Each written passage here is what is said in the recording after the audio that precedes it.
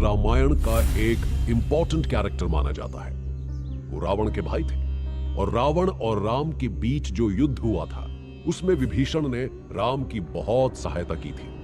लंका की हर महत्वपूर्ण जानकारी और रावण की कमजोरी से उन्होंने राम को परिचित करवाया था और इस बात से श्री राम अति प्रसन्न थे।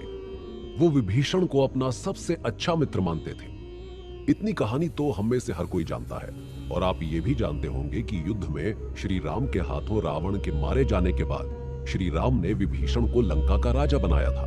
विभीषण लंका का राजकाज देख रहे थे, परंतु उन्हें राम के दर्शन की आदत हो गई थी। जब भी उन्हें अवसर मिलता वो लंका से तुरंत अयोध्या भाग जाते और श्री राम के दर्शन किया करते।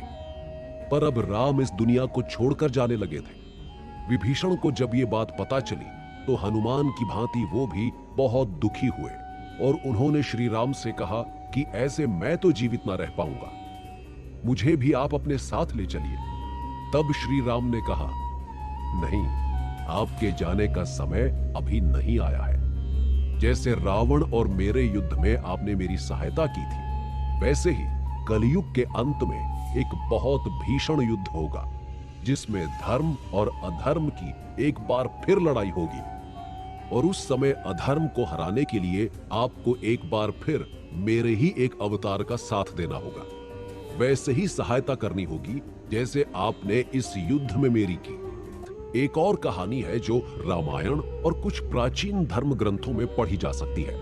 उस कहानी के हिसाब से रावण अपने भाई विभीषण से बहुत खिन्न थे क्योंकि उन्हें लगता था कि विभीषण ने उनके साथ धोखा किया है और राम को जाकर लंका के बारे में सब कुछ बताया है। रावण की कमजोरी और रावण को हराने में राम की सहायता विभीषण ने ही की है। इस बात से खिन्न होकर रावण ने मरते समय विभीषण को श्राप दिया था कि तुम बिना परिवार के हमेशा ब्रह्मांड के अंत तक इस दुनिया में जीवित रहोगे। कहानियां अलग अलग हैं, परंतु विभीषण के जीने का उद्देश्य एक है और वो कलयुग के अंत तक कल्कि की प्रतीक्षा है और उसी प्रतीक्षा में विभीषण आज भी रुके हुए हैं। विभीषण चिरंजीवी क्यों है ये तो हमने जान लिया। अब प्रश्न ये उठता है कि बाकियों की तरह वो रहते कहां हैं। तो कहा जाता है कि विभीषण को अगर देखना है तो आप उन्हें हर रोज सुबह जगन्नाथ स्वामी के मंदिर के आसपास देख तो नहीं सकते, पर महसूस अवश्य कर सकते हैं। और विभीषण आज भी लंका में रहते हैं। वो इस प्रतीक्षा में लगे हुए हैं कि कब कल्कि आए और वो दुनिया के सामने आए।